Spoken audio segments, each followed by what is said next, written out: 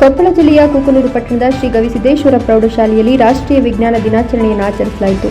ಕಾರ್ಯಕ್ರಮದ ಉದ್ಘಾಟನೆಯನ್ನು ಶಿವಾನಂದ ಯಾಳಗಿ ಮತ್ತು ಪಂಚಾಕ್ಷರಯ್ಯ ನೂರಂದಯ್ಯನ ಮಠ ಡಯಟ್ ನಿವೃತ್ತ ಉಪನ್ಯಾಸಕರು ನೆರವೇರಿಸಿದರು. ಈ ಸಂದರ್ಭದಲ್ಲಿ ಶಾಲಾ ವಿದ್ಯಾರ್ಥಿಗಳು ವಿಜ್ಞಾನದ ಆವಿಷ್ಕಾರಗಳ ಬಗ್ಗೆ ಮಾಹಿತಿ, ರಂಗೋಲಿಯಲ್ಲಿ ಗಣಿತ ಹಾಗೂ ವಿಜ್ಞಾನದ ಚಿತ್ರಗಳನ್ನು ಹಾಗೂ ಗೋಡೆ ಚಿತ್ರಗಳನ್ನು ಮುಖ್ಯ ಅತಿಥಿಗಳ ವೀಕ್ಷಣೆ ಮಾಡಿದರು. ಡಯಟ್ ಉಪನ್ಯಾಸಕರಾದ ಪಂಚಾಕ್ಷರಯ್ಯ ನೂರಂದಯ್ಯ ಮಠ ಕಾರ್ಯಕ್ರಮ ಉದ್ದೇಶಿಸಿ ಮಾತನಾಡಿದ, ಜನಸಾಮಾನ್ಯರಲ್ಲಿ ಅರಿವು ಮೂಡಿಸುವುದು ರಾಷ್ಟ್ರೀಯ ವಿಜ್ಞಾನ ದಿನಾಚರಣೆಯ ಉದ್ದೇಶ. ಈ ಕಾರಣದಿಂದ ಈ ದಿನವನ್ನು ಉಪನ್ಯಾಸಗಳು, ಚರ್ಚಾ ಸ್ಪರ್ಧೆಗಳು, ರಸಪ್ರಶ್ನೆ, ವಸ್ತು ಪ್ರದರ್ಶನ ಹೀಗೆ ನಾನಾ ಚಟುವಟಿಕೆಗಳನ್ನು ದೇಶದ ವಿವಿಧೆಡೆ ಹಮ್ಮಿಕೊಳ್ಳಲಾಗುತ್ತದೆ. ಪ್ರತಿ ವರ್ಷ ರಾಷ್ಟ್ರೀಯ ವಿಜ್ಞಾನ ದಿನಾಚರಣೆಯ ಚಟುವಟಿಕೆಗಳನ್ನು ಒಂದು ನಿರ್ದಿಷ್ಟ ವಿಷಯದ ಸುತ್ತ ಆಯೋಜಿಸಲಾಗುತ್ತದೆ. ಇಂತಹ ವಿಜ್ಞಾನಗಳಲ್ಲಿ ವಿದ್ಯಾರ್ಥಿಗಳು ಇನ್ನೂ ಅತ್ಯುನ್ನತವಾದ ಹೆಸರನ್ನು ಗಳಿಕೆ ಮಾಡಿಕೊಳ್ಳಿ ಅಂತ ಕರೆ ನೀಡಿದರು. ನಂತರ ಶಿವಾನಂದ ಯಾಳಗಿ ನಿವೃತ್ತ ಮುಖ್ಯೋಪಾಧ್ಯಾಯರು ಮಾತನಾಡುತ್ತಾ, ಪ್ರತಿ ವರ್ಷ ಫೆಬ್ರವರಿ 28ರಂದು ಸರ್ ಸಿ ವಿ ರಾಮನ್ ಪರಿಣಾಮ ಆವಿಷ್ಕಾರದ ಸ್ಮರಣಾರ್ಥವಾಗಿ ರಾಷ್ಟ್ರೀಯ ವಿಜ್ಞಾನ ದಿನಾಚರಣೆಯನ್ನು ಆಚರಿಸಲಾಗುತ್ತದೆ.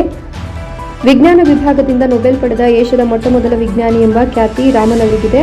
ರಾಷ್ಟ್ರೀಯ ವಿಜ್ಞಾನ ದಿನಾಚರಣೆ ಉದ್ದೇಶ ವಿಜ್ಞಾನ ಮತ್ತು ತಂತ್ರಜ್ಞಾನದ ಪ್ರಚಲಿತ ವಿದ್ಯಮಾನಗಳ ಬಗ್ಗೆ ಅರಿವು ಮೂಡಿಸುವುದು, ಜನಸಾಮಾನ್ಯರಲ್ಲಿ ವೈಜ್ಞಾನಿಕ ಮನೋಭಾವವನ್ನು ಮೂಡಿಸುವುದು, ವಿಜ್ಞಾನದ ಬಗ್ಗೆ ಆಸಕ್ತಿಯನ್ನು ಬೆಳೆಸುವುದು, ಪ್ರಯೋಗಗಳ ಮೂಲಕ ಹೊಸ ಆವಿಷ್ಕಾರಗಳನ್ನು ಮಾಡಲು ವಿದ್ಯಾರ್ಥಿಗಳನ್ನು ಹುರಿದುಂಬಿಸುವುದು, ವಿಜ್ಞಾನ ಮತ್ತು ತಂತ್ರಜ್ಞಾನದ ಪ್ರಸಕ್ತ ಬೆಳವಣಿಗೆ ಮತ್ತು ಅಭಿವೃದ್ಧಿಯ ಮಹತ್ವದ ಬಗ್ಗೆ ಜಾಗೃತಿ ಮೂಡಿಸುವುದು, ವಿಜ್ಞಾನ, ತಂತ್ರಜ್ಞಾನ, ಗಣಿತ ಮತ್ತು ಇಂಜಿನಿಯರಿಂಗ್ ಕ್ಷೇತ್ರಗಳಲ್ಲಿ ಪ್ರಯೋಗಾಲಯದ ಮೂಲಕ ನಾವೀನ್ಯತೆಯನ್ನು ಮೂಡಿಸಲು ಪ್ರೇರೇಪಿಸುವುದು, ವಿದ್ಯಾರ್ಥಿಗಳು ಶಾಲೆಯಲ್ಲಿರುವ ವಿಜ್ಞಾನ ವಸ್ತುಗಳ ಸದುಪಯೋಗವನ್ನು ಪಡೆದುಕೊಂಡು ಶಾಲೆಗೆ ಉತ್ತಮವಾದ ಕೀರ್ತಿ ತಂದು ನೀಡುತ್ತೀರಿ ಅಂತ ಭಾವಿಸಿದ್ದೇನೆ ಅಂತ ಹೇಳಿದರು.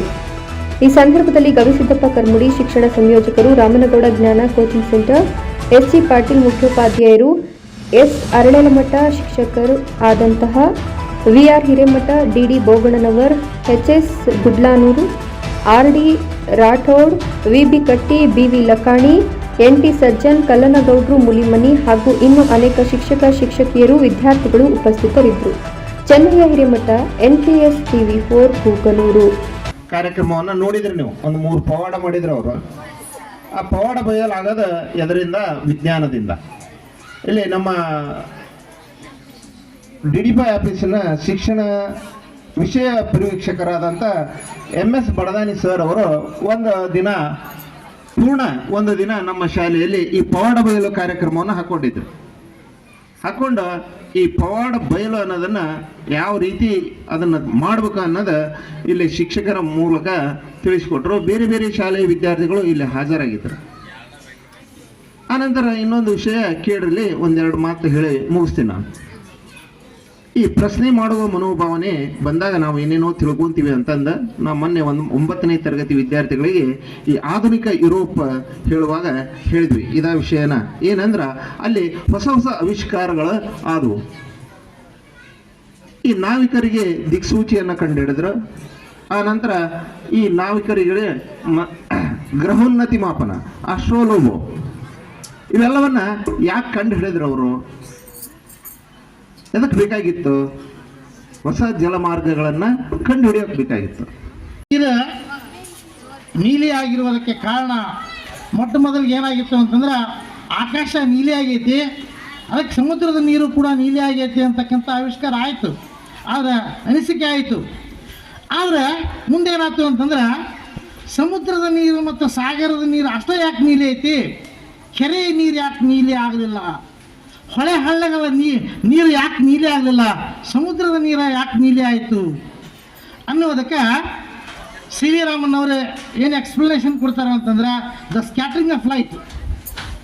ಆ ಸ್ಕ್ಯಾಟ್ರಿಂಗ್ ಆಫ್ ಲೈಟ್ ಅಥವಾ ಬೆಳಕಿನ ಚದುರುವಿಕೆ ಆ ಸಮುದ್ರದ ನೀರಿನೊಳಗೆ ಏನಿರ್ತೈತಿ ಅಂತಂದ್ರೆ ಶುದ್ಧವಾಗಿರ್ತಕ್ಕಂಥ ನೀರು ಇರ್ತೈತಿ. ಅದಕ್ಕಾಗಿ ಏನಾಗ್ತೈತಿ ಅಂತಂದ್ರೆ ಈ ಬಿಳಿಯ ಬಣ್ಣದ ವಿಭಜನೆ, ಈ ಪ್ರಿಸಮ್ನಿಂದ ಬಿಳಿಯ ಬಣ್ಣ ವರ್ಣ ವಿಭಜನೆ ಆದಾಗ ನೀಲಿ ಬಣ್ಣ ಅತ್ಯಂತ ಕಡಿಮೆ ತರಂಗಶೀಲತೆಯನ್ನು ಒಳಗೊಂಡಿರೋದರಿಂದಾಗಿ ಅದು ಏನಾಗ್ತೈತಿ ಅಂತಂದ್ರೆ ನೀಲಿ ಬಣ್ಣ ಸಮುದ್ರದಲ್ಲಿ ವಿಲೀನ ಆಗ್ತೈತಿ ಅಂತಕ್ಕಂಥದ್ದು ಒಂದು ತೀರ್ಮಾನಕ್ಕೆ ಬಂದರು. ಆದ್ದರಿಂದ ಯುವ ಜನತೆಗೆ ಎಷ್ಟಾತಂತಂದ್ರೆ ಈ ಶಾಲೆ ಮತ್ತು ಕಾಲೇಜುಗಳಲ್ಲಿ ಹೆಚ್ಚು ಮನ್ನಣೆ ಪ್ರಾಮುಖ್ಯತೆಯನ್ನು ಕೊಡ್ತಾ ಇದ್ದಾರೆ. ಹಾಗಾದ್ರೆ ಇವತ್ತು ಮುಖ್ಯವಾಗಿರ್ತಕ್ಕಂಥ ಈ ರಾಷ್ಟ್ರೀಯ ದಿನಾಚರಣೆ, ವಿಜ್ಞಾನ ದಿನಾಚರಣೆ, ರಾಷ್ಟ್ರೀಯ ವಿಜ್ಞಾನ ದಿನಾಚರಣೆ ಆಚರಣೆ ಮಾಡತಕ್ಕಂಥ ಮುಖ್ಯವಾಗಿರ್ತಕ್ಕಂಥ ಉದ್ದೇಶ ಏನು? ಈ ರಾಷ್ಟ್ರೀಯ ವಿಜ್ಞಾನ ದಿನಾಚರಣೆ ಆಚರಣೆ ಮಾಡ್ಬೇಕಾಯ್ತಂತಂದ್ರೆ ಅದರ ಒಂದು ಪ್ರಾಮುಖ್ಯತೆ, ಅದರ ಒಂದು ಉದ್ದೇಶ ಇದ್ದೇ ಇರ್ತೈತಿ. ಇವನ್ನೆಲ್ಲ ನೋಡಿದ್ರ ಇವತ್ತು ನಿಮ್ಮ ಶಾಲೆಯಲ್ಲಿ ಆಚರಣೆ ಮಾಡಿರ್ತಕ್ಕಂಥ ಇವುಗಳನ್ನು ನೋಡಿದ್ರ ಇಲ್ಲೇ ಎಲ್ಲ ಗಣಿತ, ಆಮೇಲೆ ಕನ್ನಡ, ನಂತರ ವಿಜ್ಞಾನ, ಭಾಷಾ ಸಬ್ಜೆಕ್ಟು ಮತ್ತು ಕೋರ್ಸ್ ಸಬ್ಜೆಕ್ಟ್ಸ್ ಏನೈತಲ್ಲ ಅದರ ಒಂದು ಹೆಚ್ಚು ಪ್ರಾಮುಖ್ಯತೆಗೆ ನಿಮ್ಮ ಎಲ್ಲ ಶಿಕ್ಷಕರು, ಆಡಳಿತ ವರ್ಗದವರು ಹೆಚ್ಚು ಎಷ್ಟಾತಂತಂದ್ರೆ ಒತ್ತನ್ನು ಕೊಟ್ಟು ನಿಮ್ಮಲ್ಲಿ ಆ ಕಾಲ್ಪನಿಕ ದೃಷ್ಟಿಯನ್ನ ಪ್ರಾಯೋಗಿಕವಾಗಿ ತರಲು ಹೆಚ್ಚು ಶ್ರಮಿಸಿದ್ದಾರೆ. ಅದಕ್ಕೆ ಮೊದಲನೇದಾಗಿ ಅವರೆಲ್ಲರಿಗೂ ಕೂಡ ನಾವು ಅನಂತ ಕೃತಜ್ಞತೆಗಳನ್ನು ಸಲ್ಲಿಸಬೇಕಾಗುತ್ತೆ. ಯಾಕಂತಂದ್ರೆ